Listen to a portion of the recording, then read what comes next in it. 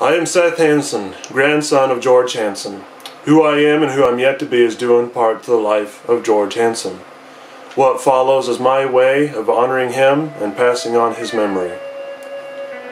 Passing away at 90 years of age, he lived a full life.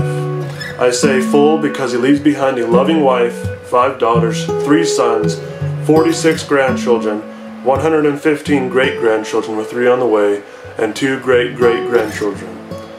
I am one grandson, born to his son, Kent Hansen, my father. Being a pioneer and settler, George and family had to work hard to make it happen.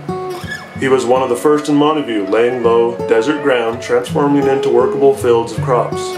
Sagebrush and rocks turned into irrigated fields and grazing animals under his care.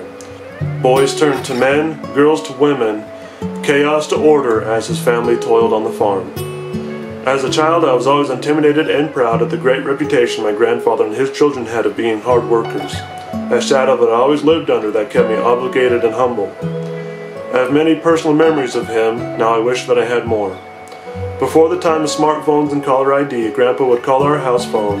When answering the phone of one of Grandpa's calls, you had a little warning as you heard him draw a big breath and then yell your name into the phone, making your ears ring and letting someone in the next room know who you're talking to.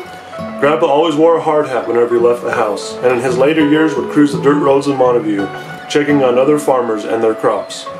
He would drive around 10 miles an hour and hog up the road, and people began to be cautious around his old green Chevy pickup.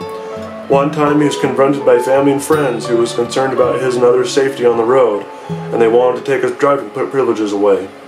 He responded by pointing his cane at them and saying, "You can try, I'll break your legs."